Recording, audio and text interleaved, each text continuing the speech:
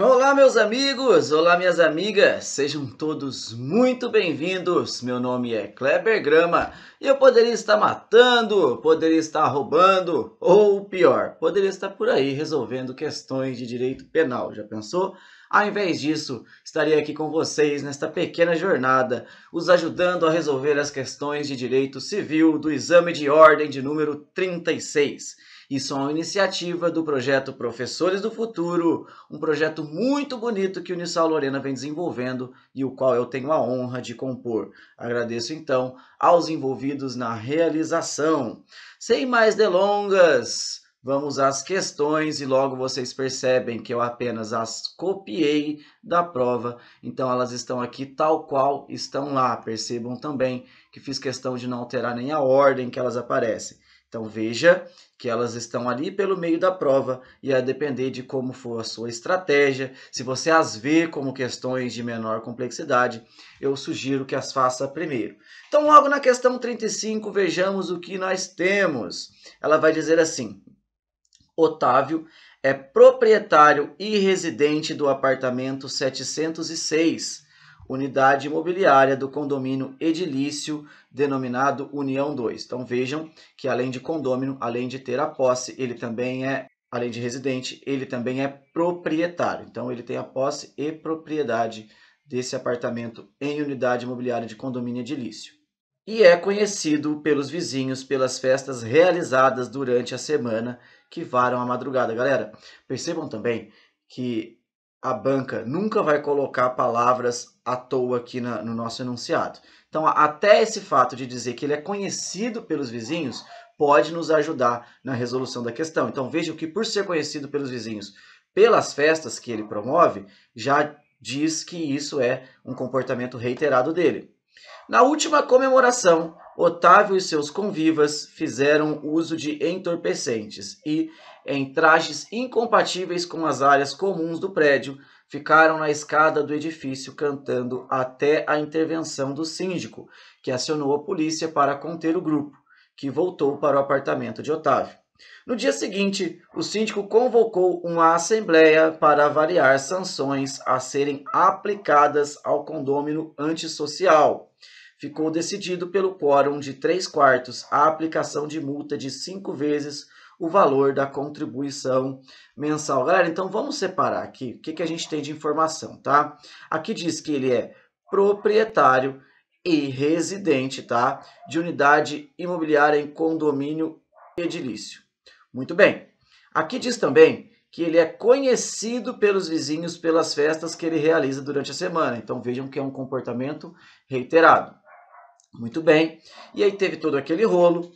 O síndico depois convocou uma assembleia. Então convocou uma assembleia para avaliar as sanções a serem aplicadas. E ficou decidido, então ficou deliberado pelo quórum de 3/4 a aplicação de multa de 5 vezes o valor da contribuição mensal. Então, o que a gente tem aqui, tá? A gente tem ele que é proprietário e residente e que tem comportamento reiterado. Qual o comportamento? O comportamento antissocial. Depois de certo episódio, foi convocada uma assembleia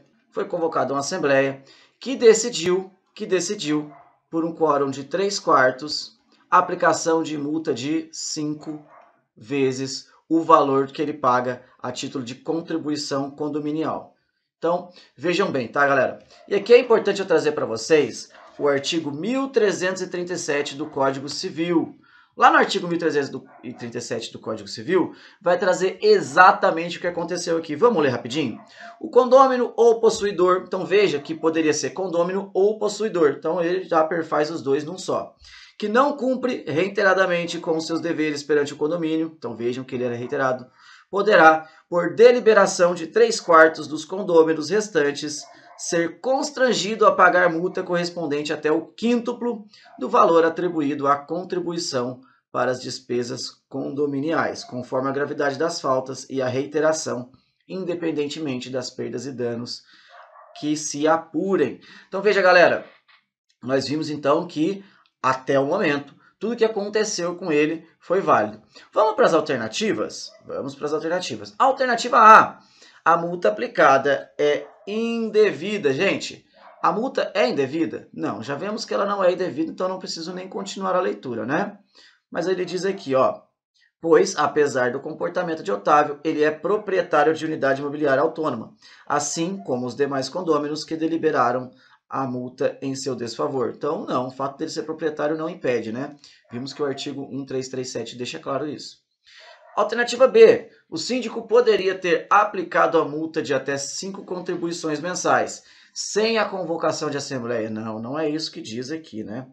Diz que ele precisaria da deliberação de pelo menos 3/4 aí da assembleia. Então, não é essa. Alternativa C. A aplicação da multa em face de Otávio é ilegal, pois a sanção deveria ser precedida por ação judicial para sua aplicação. Não, também, né? Ele não fala nada de ação judicial prévia para se aplicar a sanção. Alternativa D. O síndico aplicou corretamente a multa. Caso o comportamento antissocial de Otávio persista, a multa poderá ser majorada para até 10 vezes o valor da contribuição mensal do condomínio. Será que isso é verdade? De fato, né, ele poderia ter aplicado a multa, mas será que poderia ser 10 vezes se ele reincidir isso? Vamos ver o que diz o parágrafo único. E de fato, tá? O parágrafo único vai permitir que essa multa seja majorada para até 10 vezes caso após a primeira multa, o comportamento persista. Portanto, a alternativa certa aqui para a nossa questão 35, a alternativa D. Pega a visão, vamos seguir. Na questão 36, vamos ver o que ela traz. E ela diz o seguinte: Márcio vendeu um imóvel residencial, do qual era proprietário, para Sebastião. Animado com esse negócio, o comprador, músico, mencionou ao vendedor sua felicidade, pois passaria a residir em uma casa onde haveria espaço suficiente para colocar um piano. Porém, queixou-se de ainda não ter encontrado o instrumento ideal para comprar. Neste momento, Márcio comentou que sua filha Fabiana trabalhava com instrumentos musicais e estava buscando alguém interessado em adquirir um de seus pianos. Após breve contato com Fabiana, Sebastião foi até a casa dela, analisou o instrumento e gostou muito. Por tais razões, manifestou vontade de comprá-lo. Após as tratativas mencionadas, Márcio e Sebastião celebraram um contrato de compra e venda de imóvel, sob a forma de escritura pública, lavrada em cartório de notas, com posterior pagamento integral do preço, devido ao vendedor, pelo comprador. De outro lado, Sebastião e Fabiana também celebraram um contrato particular de compra e venda do piano, com posterior pagamento integral do valor pelo comprador e entrega por Fabiana do bem vendido. A respeito da situação apresentada, segundo o Código Civil, Sebastião adquiriu a propriedade. Galera, aqui é a aquisição de propriedade e, portanto, a transmissão do direito real sobre a coisa móvel ou imóvel. O que eu fiquei doido foi que eles fizeram uma volta gigantesca para, no fim, perguntar a diferença, não é? E eles vão falar sobre a transmissão dos bens imóveis, né, do bem imóvel e do piano, que é um bem imóvel, né, que eles fizeram. Vejamos o que cada um fez aqui para garantir ou tentar garantir essa transmissão, tá? Bom, no caso do bem imóvel, o que ele fez? Eles celebraram a compra e venda do imóvel sob a forma de escritura pública, lavrada em cartório de notas, tá? Com o pagamento integral do preço. Beleza, isso foi pro imóvel. O que eles fizeram no caso do piano aqui? De outro lado, Sebastião e Fabiana também celebraram um contrato particular, foi um contrato particular de compra e venda do piano, com posterior pagamento do valor e a entrega da coisa. Bom, o que acontece? Tá? Ele vai perguntar aqui a respeito da aquisição da propriedade. Então, na alternativa A, ele vai dizer o seguinte: tanto do imóvel quanto do piano, pela tradição dos referidos bens. Galera, aqui ele vai falar da transmissão. E vamos lá para o artigo 1226, que vai tratar da transmissão sobre o direito real da coisa móvel, tá? Então, ele é móvel. E ele vai dizer que essa transmissão é efetivada pela tradição, tá? Pela tradição. Quando o comprador recebe a coisa, né? Quando o vendedor entrega a coisa. Então, já sabemos aqui que no caso do piano, tá feito, tá? Com ou sem contrato particular de compra e venda, está feito, está transmitida estão transmitidos os direitos reais sobre aquele piano. Agora, e no caso do imóvel, o que vai tutelar? Vai ser o artigo 1227, que vai dizer que o que marca a transmissão é o registro do título. No caso, ele está só consubstanciado, aqui, esse título, na escritura pública, tá? Que eles fizeram lá no cartório de notas, no ofício de notas. Esse registro ele vai ter que ser no cartório de registro de imóveis, tá? Vocês já devem ter visto, né, naquelas pastinhas de cartório de registro de imóveis, a seguinte frase: quem não registra não é dono. Então guardem isso, quem não registra não é dono. Não basta só a escritura pública, né? Não basta o pagamento do preço acordado. É preciso que aquele título, né, no caso aqui consubstanciado na escritura pública, seja registrado no cartório de registro de imóveis. Portanto, quem não registra não é dono. Com base nisso, vamos terminar aqui. Alternativa A, então a gente já viu que não é, né? Porque ele diz aqui que ambos foram transmitidos pela tradição. Não é isso. No caso do piano, sim. Do piano, a partir da tradição desse bem, mas a do imóvel foi adquirida no momento em que se lavrou a escritura pública de compra e venda no cartório de notas. Não, né? Vejamos que quem não registra não é dono. Não basta só a escritura. A alternativa C, do piano a partir da tradição desse bem, mas a do imóvel será adquirida mediante registro do título translativo, no caso, a escritura pública, no registro de imóveis. É essa aqui, né, galera? Então, a do piano, beleza, foi com a tradição, e a do imóvel precisa do registro. A alternativa D vai dizer o seguinte: tanto do imóvel quanto do piano, a partir do momento em que assumiu a posse dos referidos bens. Não, né? Não é com a tradição. Portanto, a alternativa certa, a alternativa C, quem não registra não é dono. Vamos para a próxima! Questão 37. Rodolfo e Marília estão casados desde 2005. Em 2010, nasceu Lorenzo, único filho do casal. No ano de 2020, eles resolveram se divorciar, após um período turbulento de discussões e mútuas relações extraconjugais. A única divergência entre o casal envolvia a guarda do filho Lorenzo. Nesse sentido, sublinhando-se o que o pai e a mãe apresentam condições de exercício de tal função, relacionando-se bem com o filho e conseguindo separar seus problemas conjugais de seus deveres paternos e maternos, à luz do Código Civil, assinale a afirmativa correta. Galera, questãozinha de guarda, tá? E o que ele vai dizer aqui? Que eles têm divergência, tá? Com relação à guarda do filho. Então, com relação à guarda do filho, eles têm divergência. Tranquilo? E ele diz também, né, que tanto o pai quanto a mãe apresentam condições do exercício de tal função, da guarda, né, para exercer a guarda, apresentam condições. Agora vamos ver o que dizem as alternativas, tá? Segundo a lei, o juiz, diante do conflito, deverá aplicar a guarda alternada entre Rodolfo e Marília. Guarda alternada? Vamos fazer o seguinte, vamos lá para o artigo 1583, do Código Civil, que vai tratar da guarda dizendo que ela vai poder ser compartilhada ou ela vai poder ser unilateral, tá? Quando ela vai ser compartilhada? Ela vai ser compartilhada quando ambos apresentarem condições, tá?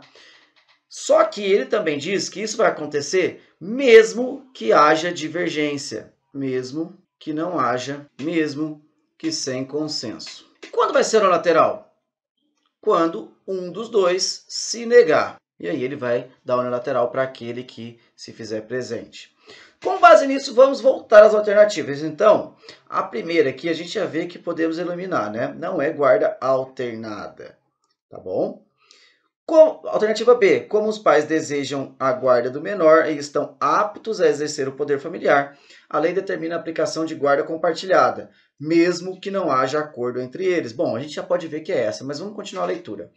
Alternativa C, a lei determina a fixação de guarda compartilhada, mas tendo em vista cuidar-se de divergência sobre a guarda compartilhada, ela deve ser atribuída a Rodolfo ou a Marília. A gente já viu que não, né? Mesmo que não haja consenso, ele vai aplicar a guarda compartilhada, a não ser que um deles se negue, né? Mas diante do conflito, a guarda não deve ser atribuída a eles em hipótese alguma. Ou seja, se eles não chegam ao consenso, a criança então não pode ficar com ninguém. Não, né? Chega a ser absurdo essa aqui. Alternativa D. Caso Rodolfo e Marília não consigam decidir de modo consensual a quem caberá a guarda de Lorenzo, o juiz será obrigado a atribuí-la ou a um genitor ou a outro, uma vez que inexiste hipótese de guarda compartilhada na lei brasileira. Toda errada essa aqui também, né? Existe sim, a gente pode ver aqui pelo artigo 1583. Portanto, a alternativa correta, alternativa B. Vamos para a próxima. Questão 38. João dirigia seu carro, respeitando todas as regras de trânsito, quando foi surpreendido por uma criança que atravessava a pista. Sendo a única forma de evitar o atropelamento da criança, João desviou seu veículo e acabou por abauroar um outro carro que estava regularmente estacionado. Então vejam que a única forma, e ele deixa isso bem claro, de impedir o atropelamento da criança foi desviando dela e, portanto, acertando um carro que estava estacionado. Passado o susto e com a criança em segurança, João tomou conhecimento de que o carro com o qual ele havia colidido era dos pais daquela mesma criança. Diante das circunstâncias, João acreditou que não seria responsabilizado pelo dano material causado ao veículo dos pais. No entanto, para sua surpresa, os pais ingressaram com uma ação indenizatória requerendo o ressarcimento pelos danos morais. Caramba, esses pais aqui não têm coração, né? Diante da situação hipotética narrada, nos termos da legislação civil vigente, assinale a opção correta. Galera, aqui ele vai falar da ilicitude e da necessidade de ressarcimento, né, da necessidade de reparação civil ante a ação dele, tá bom? Então, a alternativa A vai trazer o seguinte para a gente. A. João cometeu um ato ilícito e, como consequência, deverá indenizar pelos danos materiais causados, visto inexistir causa de excludente de ilicitude da sua conduta. Galera, primeira coisa que a gente precisa entender aqui, tá bom? Era a única forma dele evitar esse acidente foi abauroando aquele carro. Portanto, ele agiu aqui sob uma excludente de ilicitude, é o que tira a ilicitude do ato dele, né? Por mais que fosse uma ilicitude civil, isso aqui tirou a ilicitude do ato dele. Ele agiu sob a excludente de ilicitude do estado de necessidade. Foi para evitar um mal maior. Então, aqui a gente já pode eliminar a alternativa A, porque ele não cometeu um ato ilícito, tá bom? Então, vamos ver agora com relação à necessidade de reparação. Alternativa B. A ação de João é lícita, até aí tudo certo, pois agiu em estado de necessidade, exatamente o que a gente disse, evitando um mal maior, e sendo assim, não deverá indenizar os pais da criança. Galera, então nesse caso eu convido vocês aqui a conhecer o artigo 188 do Código Civil. E ele vai dizer o seguinte, tá? Ele vai dizer que não constitui, não é ato ilícito. E lá no inciso 2, lá nesses dois, ele vai dizer que a destruição ou deterioração da coisa alheia, no caso de remoção de perigo maior, de perigo iminente, que foi exatamente o que aconteceu aqui, né? Para remover iminente. Então foi o que aconteceu, na intenção de remover perigo iminente, ele deteriorou coisa alheia, então não constitui ato ilícito. Só que em complemento a isso aqui, o artigo 929 do Código Civil vai dizer o seguinte, ele vai dizer que se a pessoa lesada, no caso do dono do carro lá, né, que foi abauroado, não tiver culpa pelo que aconteceu, ainda assim caberá direito de indenização. Então, se para o dono, se ao dono não couber culpa no que aconteceu, né, no perigo, ele poderá ser indenizado. Mas olha que complexa essa questão, por quê? A criança da qual ele se esquivou era filha do dono do carro. Então, tem culpa, sim, do dono do carro. Então, foi ilícito? Não foi ilícito, justamente pelo artigo 188, inciso 2. Mas e aí? O artigo 929 vai dizer que se não couber culpa ao dono, ainda assim ele pode ser indenizado, por mais que tenha sido lícito. Só que teve culpa dele, né? Então, a gente vai sim de alternativa B. Mas vamos continuar lendo as outras? Na alternativa C, ele vai dizer o seguinte, a ação de João é lícita, pois agiu em estado de necessidade, até aí tudo bem, evitando um mal maior. Porém, subsiste o seu dever de indenizar os pais da criança. Não, né? Ele não vai precisar indenizar, justamente pelo que diz o artigo 929, pela exclusão do que diz o artigo 929, né? Alternativa D, João cometeu um ato ilícito. Aqui eu já posso parar de ler. Porém, o prejuízo deverá ser suportado pelos pais da criança. Nossa, nada a ver uma coisa com a outra, né? Então, alternativa B. Vamos para a próxima. Questão de número 39. João, Cláudia e Maria celebraram um contrato de compra e venda de um carro com Carlos e Paula. Pelo respectivo contrato, Carlos e Paula se comprometeram como devedores solidários. Vejam, devedores solidários. Ao pagamento de R$50 mil. Ficou estabelecido ainda solidariedade entre os credores João, Cláudia e Maria. Então vejam bem, tá? Aqui a gente está falando de responsabilidade solidária. A gente vai tratar da responsabilidade solidária lá no artigo 275 do Código Civil. Ele vai dizer que o credor vai poder exigir, né, e receber de um ou de alguns dos devedores, né? Então, o credor pode exigir de um ou de alguns. Então, todo mundo é responsável por tudo ao mesmo tempo. Já viram tudo em todo lugar ao mesmo tempo? É isso. E vai poder ser parcial ou totalmente, tá? A dívida comum, no caso, os R$50 mil aqui. Se o pagamento tiver sido parcial, ainda no artigo 275, todos os demais devedores continuam obrigados solidariamente pelo resto. Então, não adianta pagar parte. Ah, eu paguei parte, então eu me eximi da responsabilidade? Não, você ainda continua responsável, né? Continua obrigado por todo o resto. Você não se livrou da responsabilidade, não se livrou da obrigação pelo pagamento parcial. É o que vai dizer o artigo 275. Então, vamos às alternativas. Alternativa A. O pagamento feito por Carlos ou por Paula não extingue a dívida. Não, né? Ele extingue. Se Carlos ou Paula pagarem, extingue, não importa qual. Inclusive, se Maria também pagar, vai extinguir. Ainda que parcialmente. Não, né? Então, não é a alternativa A. A alternativa B. Qualquer dos credores tem direito de exigir e a receber de Carlos ou de Paula, parcial ou totalmente a dívida em comum. É basicamente o que vai dizer o nosso artigo 275, né? Quase que ipsis literis ali o que está.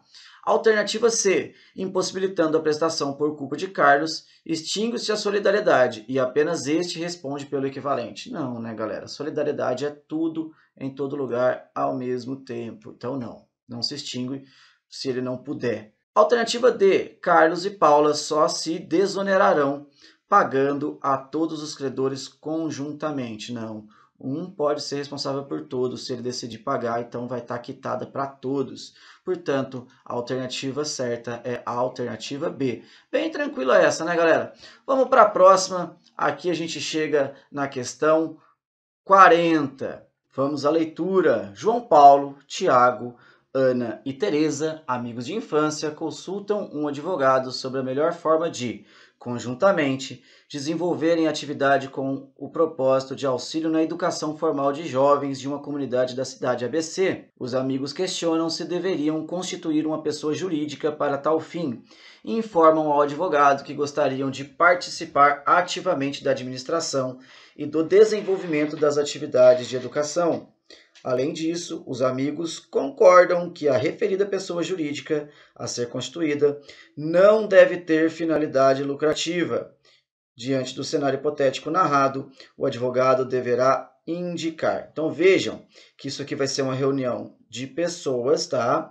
Né? Com a finalidade de exercer um papel social sem finalidade lucrativa. Então vamos às alternativas. A alternativa A vai nos trazer que o advogado deverá indicar a necessidade de constituição de uma associação. Até aí me parece tudo bem, né? Reunião de pessoas, mas vamos ver se é sem finalidade lucrativa. E alertar aos amigos que o custeio da referida associação deverá ser arcado por eles, tendo em vista a ausência de finalidade lucrativa.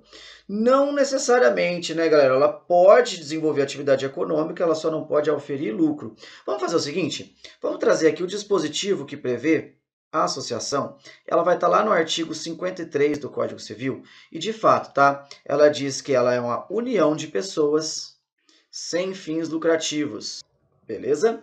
embora possam exercer atividade econômica. Portanto, vamos eliminar aqui a alternativa A, vamos ler a alternativa B. A necessidade de constituição de uma associação, até aí tudo bem, que poderá desenvolver atividade econômica, desde que a totalidade dos valores auferidos seja revertida para a própria associação. Essa aqui, galera, ela pode exercer atividade econômica, só não pode auferir lucro com isso. Mas vamos para as outras.